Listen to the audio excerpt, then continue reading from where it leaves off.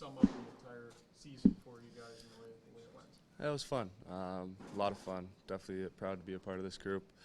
I think that's going to be a theme that I think a lot of players have said. It's fun to be a part of this. Fun to see the city get behind us the way they did. And after 10 years of being a bad hockey team and still having the fan base that we do, I think all the players really appreciate that. So, yeah, I don't really know what else to say. It was a great year. A lot of guys have been saying the bar has kind of been bringing us down and that they wanted to establish themselves as kind of legit contenders going forward. Can you just comment on that? Yeah, I think we definitely have to change our expectations. I don't think a lot of people had us going to the second round, in September, back when we first came together. So coming in next year, I think it has to be a different mindset.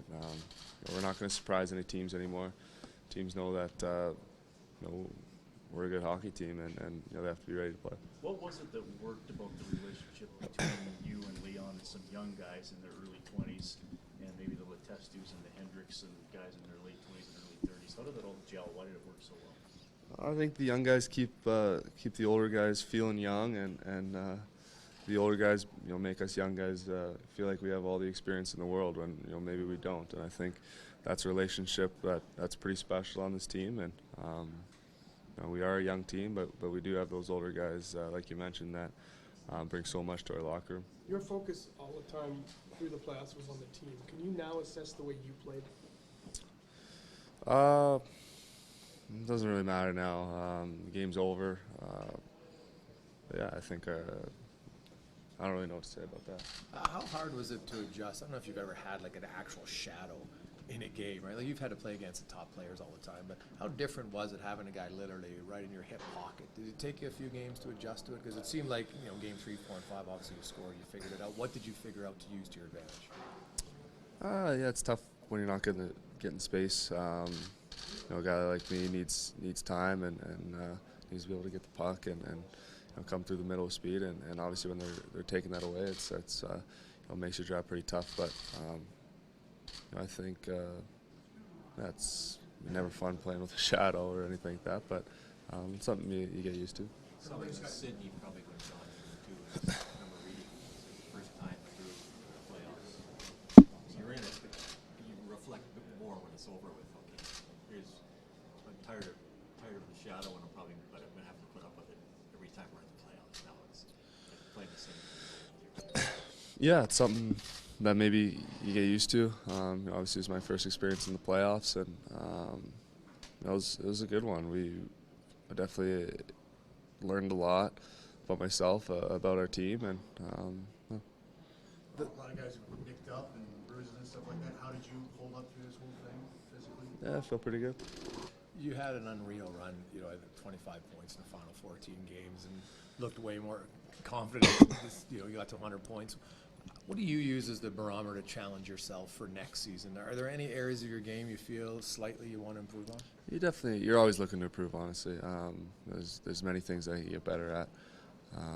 And in this game, everyone's always getting better. There's always new faces, showing up, and it's your job to kind of keep up with that. And it's going to be a good summer of lots of hard work, like it always is, and can't wait to get back. What about face-offs? How do you feel you can improve in that area? Yeah, I think that's also something that comes over time, just experiencing it, getting stronger as you get older, getting stronger in the summer, that whole thing. But face-offs, I feel like, is a lot of experience.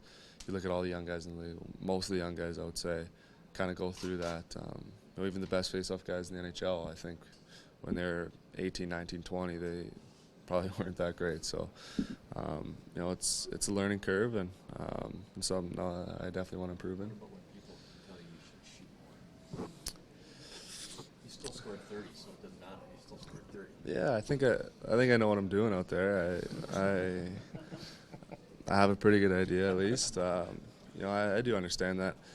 People have that image of me, and I should shoot more. I think I pass up a lot of opportunities to shoot, but at the same time, I'm always trying to make the right play. Everyone is out there. I want to do what's best, and if I see someone's open, I'm going to give them the puck. Rowan was saying that he kind of thinks that this summer he can go out there and take a longer look at everything. Is that something that excites you just to kind of see maybe signs on here and wants to come here? Yeah, I think with the new building and the city the way it was, and the group that we have in here, I think if you're a free agent, I think it'd be hard not to look at in Edmonton. With that saying, there's obviously a lot of different things that go into where someone signs, and but Edmonton is a great place to play. Connor, different players process the end of the season. If you don't win the Stanley Cup, obviously there's disappointment. How do you take when you don't get the result you want? Do you chew on it for days and days? Will it eat you up this summer? Like how do you process this? It sucks, obviously. I mean, we want to still be playing hockey, and that's obviously the end goal, but it is what it is, and there's nothing we can do about it now. The only thing we can do is get better, work hard in the summer, and come back and do it all again.